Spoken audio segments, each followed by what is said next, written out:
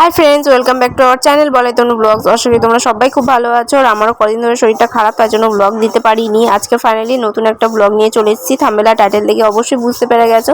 তো এখন দেখো তোমাদের সাথে সবটাই শেয়ার করবো। তো জানতে হলে তোমরা অবশ্যই পুরো ভিডিওটা দেখতে থাকো। আমরা এসেছিলাম ট্যাংরায় মা শীতলার মন্দিরে। এই মন্দিরের পাশ দিয়েই যেতাম হসপিটালে, যখন সোনামা হয়নি ঠিক তখন। প্রায় কয়েকবার গেছি এই রাস্তা দিয়ে, যতবার গেছি ততবার মাকে প্রণাম করেছি আর বলেছি মায়ের পুজো দিয়ে যাব, কিন্তু কখনো আসা হয়নি মায়ের পুজো দিতে। কয়েকদিন আগেই আমাদের পাড়া থেকে এসছিল এই মন্দিরে পুজো দিতে, তখনও কিন্তু আসা হয়নি। যদিও প্রত্যেক বছরেই কিন্তু আমাদের পাড়া থেকে বলো সবাই কিন্তু আসে পুজো দিতে, কিন্তু তোমাদের দাদাভাইয়ের কাজের ছুটি না থাকার কারণে আমি কিন্তু আসতে পারি না প্রায় সময়। আর যখন আমাদের পাড়া থেকে সবাই পুজো করতে এসেছিল, তখন আমি তোমাদের সাথে কিন্তু ব্লগটা শেয়ার করেছিলাম যে আমি আসতে পারিনি, সেই জন্য মনটা খুবই খারাপ ছিল, কিন্তু কিছু করার ছিল না। যাই হোক, অনেক দিন পরে আজকের এই লাস্ট বার, মানে এই মঙ্গলবারেই কিন্তু লাস্ট পুজো।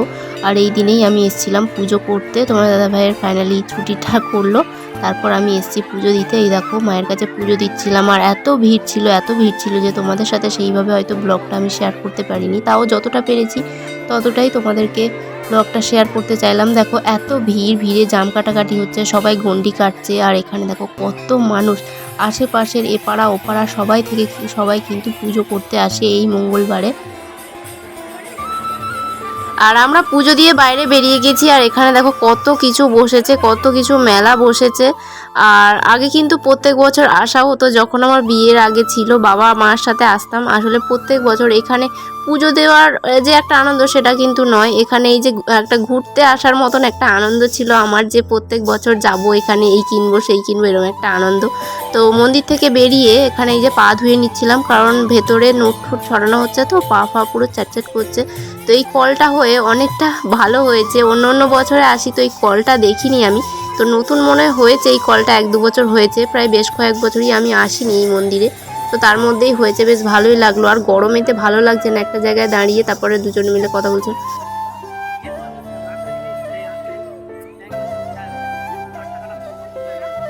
তারপর কি খাবো চিন্তা করে ভাবলাম এই গরমেতে কিছুই ভালো লাগছে না, আর একেই তো গলা ধরে গেছে, সেই জন্য আইসক্রিমও নিলাম না। এই যে শসা বিক্রি হচ্ছিল, তো কয়েকটা শসাই কিনে নিচ্ছিলাম। আর তারপর খাওয়ার মধ্যে ছিল এখানকার বিখ্যাত ডালপুরি, যেটা প্রত্যেকটা মানুষই কিছু নিক আর না নিক, কিছু খাক আর না খাক, এই ডালপুরি কিন্তু না খেলেও বাড়িতে নিয়েই যাবে। যাই হোক, ঘোরা শেষে পুজো শেষে আমরাও ডালপুরি নিয়ে আমরা কিন্তু বাড়ির দিকে রওনা দিচ্ছিলাম। আর এখানে কয়েকটা খেলনা দেখছিল সোনামা, কিন্তু একটা জিনিস আমার খুব ভালো লাগলো, সব বাচ্চারা খেলনা দেখে বেশ বায়না করে, কিন্তু আমার সোনামা একটুও বায়না করেনি।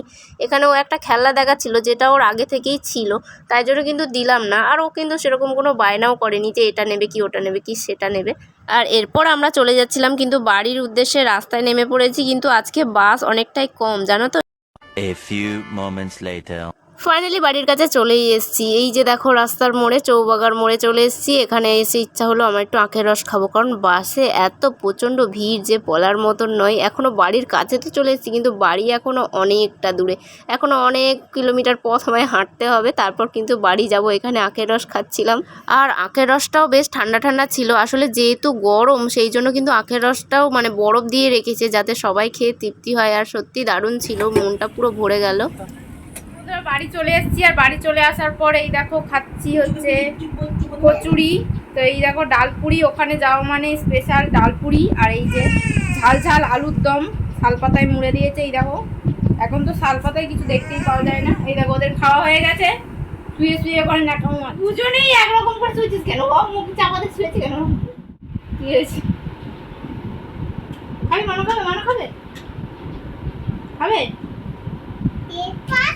হ্যাঁ, তেজপাতা না, ওটা শালপাতা। শালপাতা দিয়েছি, শালপাতা। তুমি খাবে? এই কালা